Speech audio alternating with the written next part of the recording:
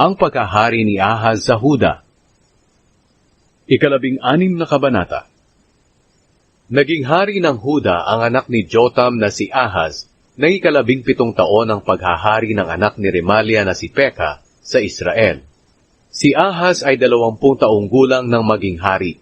Sa Jerusalem siya tumira, at naghari siya roon sa loob ng 16 na taon. Gumawa siya ng masama sa paningin ng Panginoon na kanyang Diyos, hindi katulad ng ginawa ng kanyang ninuno na si David. Sumunod siya sa pamumuhay ng mga naging hari ng Israel, at kahit ang kanyang anak ay inihandog niya sa apoy. Ginaya niya ang mga kasuklam-suklam na ginawa ng mga bansang pinalayas ng Panginoon sa pamamagitan ng mga Israelita. Nag-alay siya ng mga handog at nagsunog ng mga insenso sa mga sambahan sa matataas na lugar, sa ibabaw ng bundok, at sa ilalim ng bawat malalagong punong kahoy. Nakipaglaban sina Haring Rezin ng Aram at Haring Peka ng Israel kay Ahaz. Nilusob nila ang Jerusalem, pero hindi nila ito nasakop. Nang panahong iyon, nabawi ni Haring Rezin ng Aram ang Elat sa pamamagitan ng pagpapalayas niya sa mga mamamayan ng Huda. At pumunta ang mga Arameo roon para manirahan, at doon sila nakatira hanggang ngayon.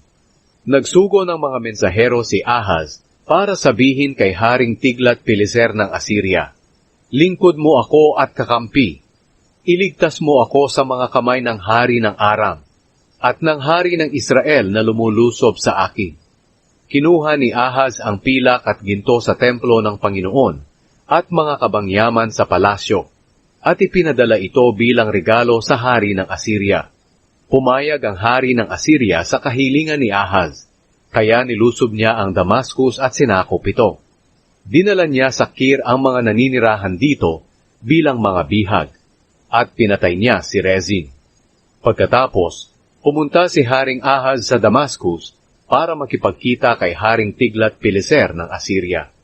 Nang naroon na siya, may nakita siyang altar, kaya pinadalhan niya ang paring si Oraya ng plano ng altar, kasama ang mga detalye sa paggawa nito. Gumawa si Oraya ng altar ayon sa plano na ipinadala ni Ahaz, at natapos niya ang altar bago makabalik si Ahaz galing Damascus. Pagdating ni Haring Ahaz mula sa Damascus, nakita niya ang altar. Lumapit siya dito at nag-alay ng handog na sinusunog at handog na pagpaparangal, at ibinuhos niya sa altar ang handog na inumin, at winisikan ng dugo ng hayop na handog para sa mabuting relasyon.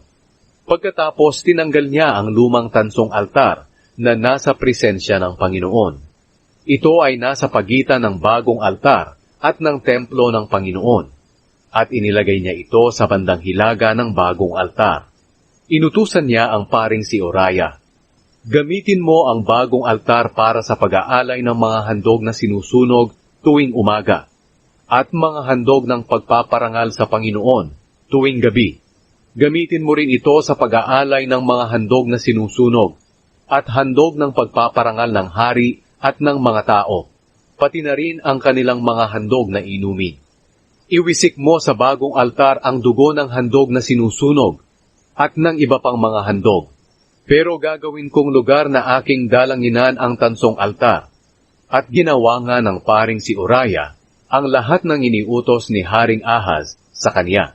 Pagkatapos, inalis ni Haring Ahaz ang mga dingding ng kariton at mga planggana na nasa ibabaw nito. Inalis rin niya ang malaking kawa ng tubig na tinatawag na dagat sa likod ng mga tansong toro, at inilagay ito sa patungang bato. Para masiyahan ang hari ng Assyria, inalis ni Ahaz sa palasyo ang bubong na ginagamit kung araw ng pamamahinga, at isinara ang daanan ng mga hari ng Huda papasok sa templo. Ang iba pang salaysay tungkol sa paghahari ni Ahaz at lahat ng ginawa niya ay nakasulat sa aklat ng kasaysayan ng mga hari ng Huda.